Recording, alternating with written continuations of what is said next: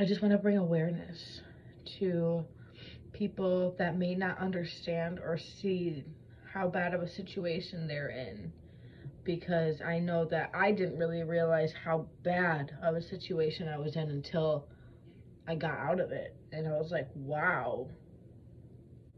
I think love is blinding. You can really lose yourself in a relationship if you don't love yourself completely first. This is something that is not necessarily easy to relive because a lot of my trauma is attached to it. But I figured, you know, I've overcome it now. I got my Arise drink to help me get through this. I was trying to fix a person when I realize now that you cannot fix anybody. You can try to help them, you can try to support them, you can try to influence them, but in the end, only they can change themselves. Only they can make the changes within themselves. Don't lose yourself trying to fix somebody, because it is not your job and you're gonna end up losing yourself. All right, let's go to the beginning. Ugh.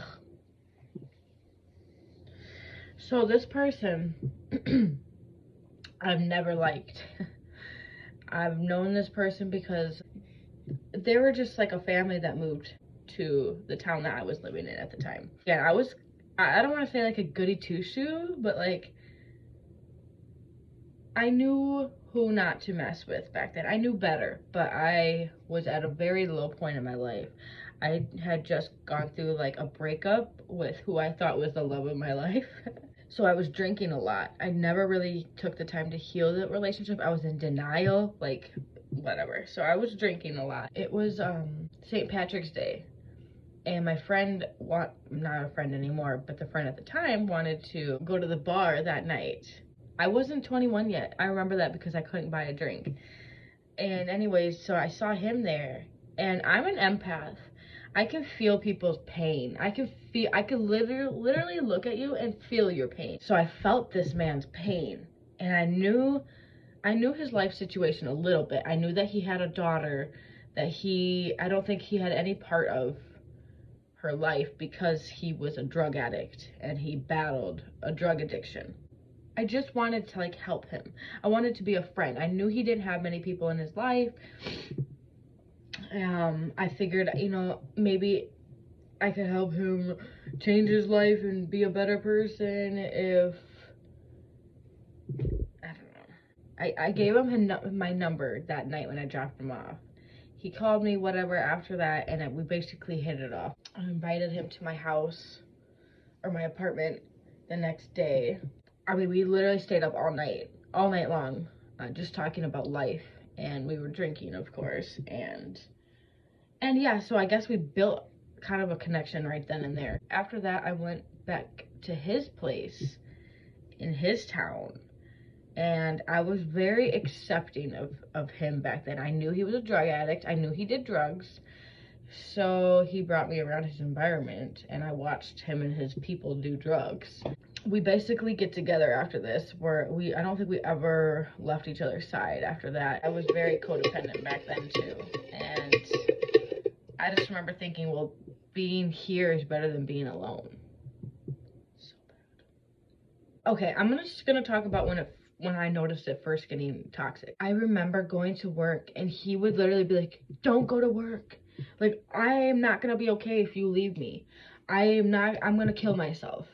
If you go to work, by the time you get back home, I'm gonna be dead in your bed. He would say some really messed up stuff to me that really messed with my head, and I'm a sweetheart. I'm like, I don't want anybody to feel that way, but I also need to go to work. Like, I didn't realize how unhealthy that was. The fact that he could not, I mean, I think he was 29 at the time, 28. I mean, he was old enough to be able to be on his own and be okay. But that's just how he started his manipulation. He did that a lot. He would literally take knives in front of me and cut himself. He just was not mentally okay. He had no trust with me, and the drug that he was on made him like, I want to say hallucinate. He would think that I'm doing something that I wouldn't even think of doing. He would think I'm cheating on him at work. When I worked with old people, with residents, I worked at a nursing home, assisted living, and I worked 2 p.m. to 10 p.m. He would pop up at my work. He would blow my work phone up. This is kind of deep, not deep into our relationship, but a couple months after. And he ended up like breaking my phone, I think. I did not have a cell phone. I didn't have a cell phone for like a year because every phone I got, he would break. I used my home or my work phone to like either to call people or like to call him or whatever. The first time I remember him ever putting hands on me is when he asked if I've ever been with somebody. And at first I said no because it was irrelevant. What does this have anything to do with anything? Who cares about, you know, who I've been with or whatever. So I said no at first, and then I was like, 2 seconds later, I was like, no, you know what? I'm just gonna tell him the truth. So then I said, yes, I have been with this person. Just smoked me. I was in shock. I seriously remember sitting on that couch when he smacked me. I was shook. I was like, because I've never been through anything toxic before. Nothing physical. I never grew up with physical parents. I never grew up physical with my siblings. I've been beat up, but like, nothing like that. So yeah, he just went.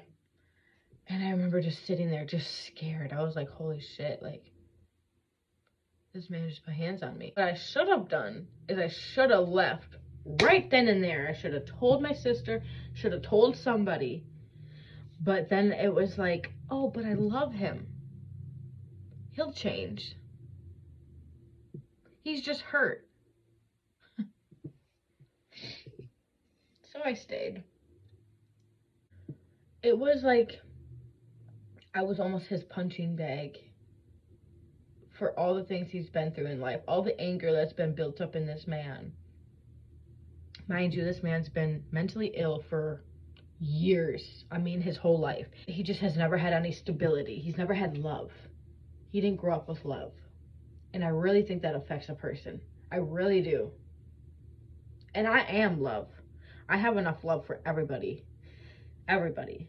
Even if you've done me wrong, I still love you.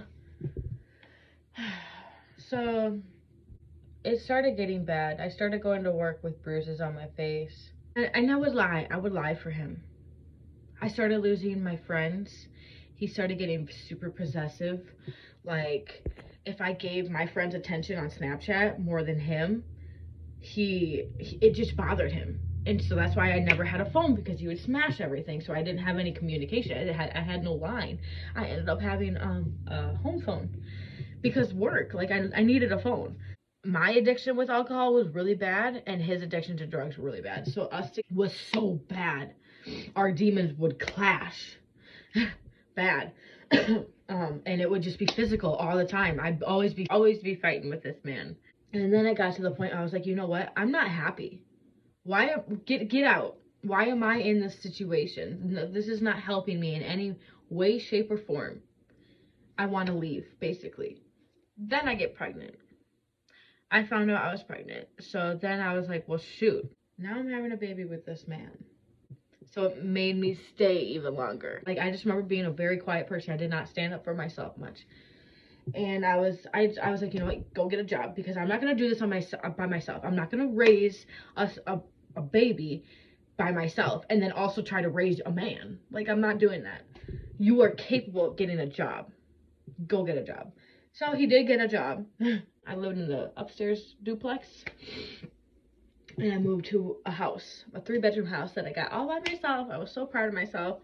And I remember I was 7 months pregnant, and I moved in by myself.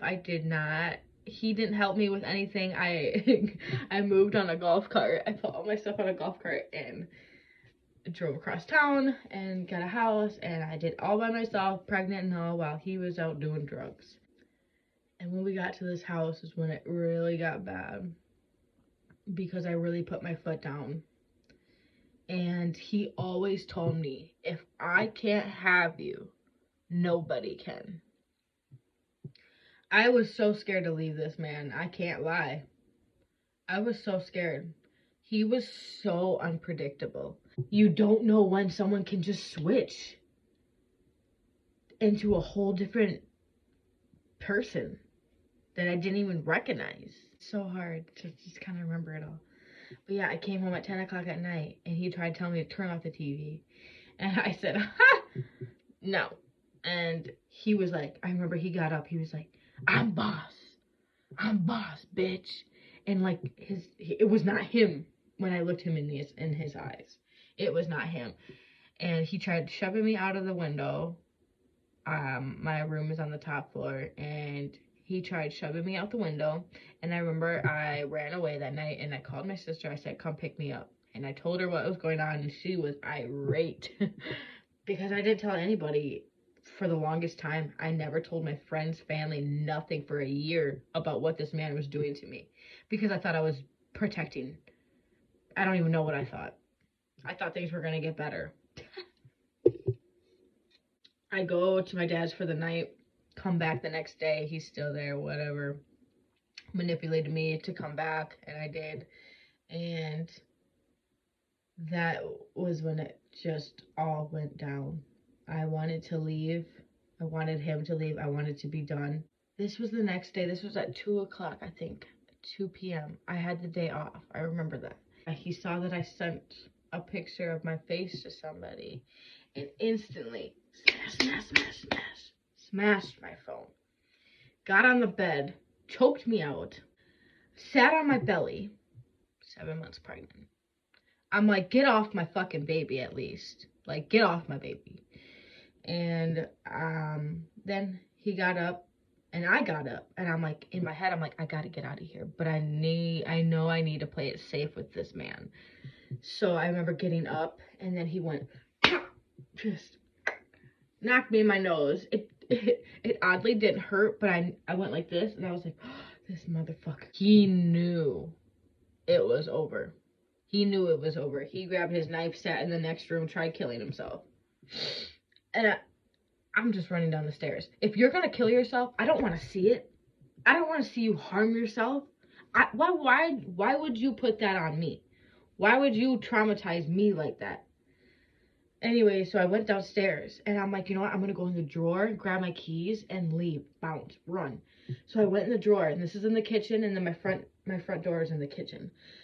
So I opened the door, and then all of a sudden he was right behind me. He turned me around, grabbed me by my neck, had a knife, put the knife to my neck, and was basically like, you're not leaving. Then went like this to my belly, like as if he was gonna fucking kill my baby. And then I was like, oh my gosh, pretend, Michaela. So I went, baby, like, please, don't do this. Like, you're better than this. It doesn't need to come to this. Like, we're gonna be a family. Just put it down. Like, let's just start over. And ended up keeping me hostage for about a half hour in my house. I remember specifically sitting on one side of the room on a couch, and he was on the other couch, sitting in silence. We were both sitting in silence. I was staring at the wall ahead of me, and he was staring at me. Just staring at me, so mad at himself. I know he was. And I couldn't look him in the face, but we did that for a half hour. This man stared at me for a half hour. And I just let tears roll down my face. I was just so beyond fed up, and I just didn't even know how this was all gonna end, and if it ever was, or if I'm even gonna make it out alive. That's so scary. It's so scary to like be in a situation or a position where like you don't know what's next. You don't know if you're gonna be breathing in 5 minutes. He really had me traumatized from that moment. But I have really strong spirit guides, and my uncle, he was with me that entire time. I know he was, and I'm so grateful for him. But anyways, I just remember after the half hour was up, he went upstairs. He walked upstairs. He said, I don't give a fuck about you. I don't give a fuck about my son. I don't give a fuck about my daughter. Went upstairs, and my uncle was in my head, and he said, run. And so I tiptoed, didn't put shoes on, grabbed my keys in the drawer, bolted out the door, ran for my life. And down the street, it was 2 p.m. in the day. Figured there'd be a cop on duty. No cops on duty in my town. The police department was just right down the street. And so there's the police department and then the post office, they're connected. And thank God it was daytime because the post office was open. And I went in there and they were like, what's going on? I said, I need a cop. And then I had a panic attack. I couldn't breathe. I was like, literally couldn't breathe. I just remember that. I couldn't tell them what was going on. They saw me. I was bloody. I had bruises.